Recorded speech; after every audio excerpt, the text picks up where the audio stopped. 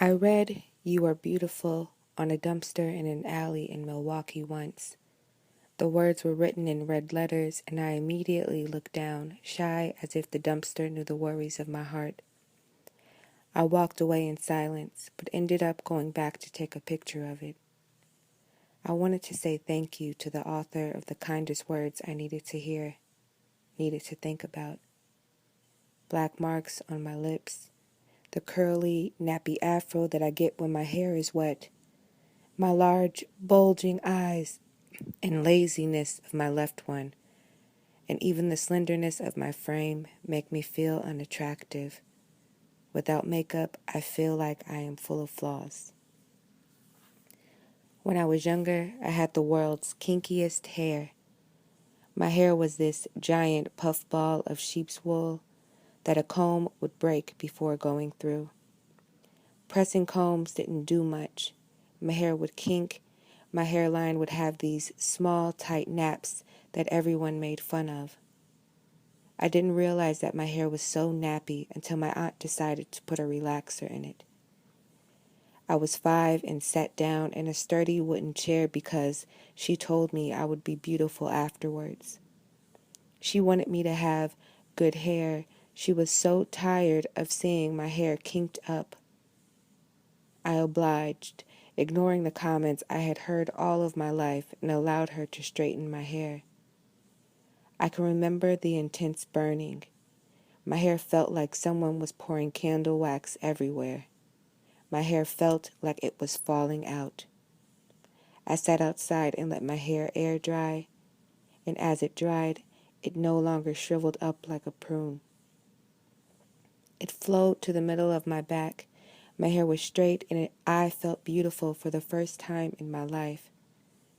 My mother shrieked when she saw me. She was ecstatic and wouldn't stop telling me how beautiful my hair was. My mother entered me in beauty pageants when I was 11.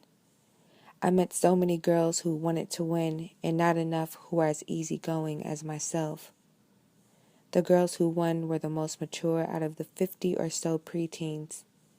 They had the breasts and perfect smiles. I was the frail, thin girl who would sing her heart out during the talent competition and still lose. 2 out of the 3 times I competed, I was the only black girl. I won Miss Photogenic those times, but my list of competitions I won didn't go past that. The competition made it apparent that I was pretty enough to win, but was behind in puberty. I don't remember when I felt ugly as a child. More people praised my awkward adolescent stage. My body lanky, my teeth crooked, I wasn't like anyone else in my family.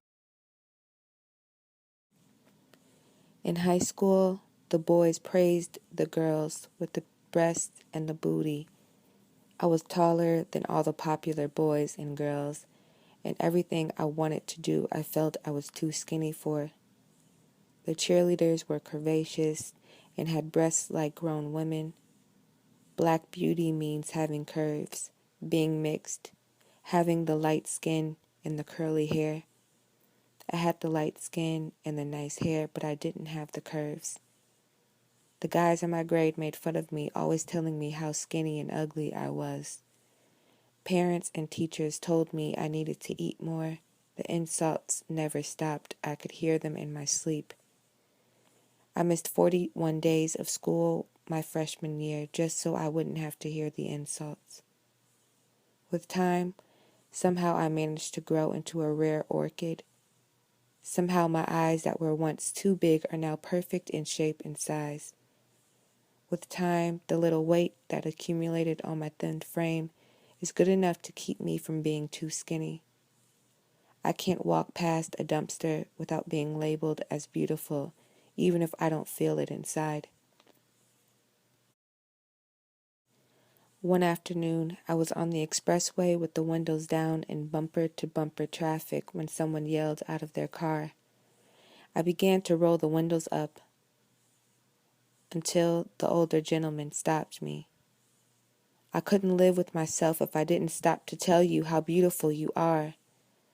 I said thank you shyly and switched lanes out of fear he would follow me home. But what is beautiful? For years I felt inadequate. I wonder sometimes what being beautiful really means.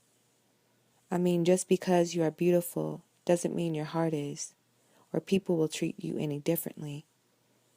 Beautiful people still get their heart broken.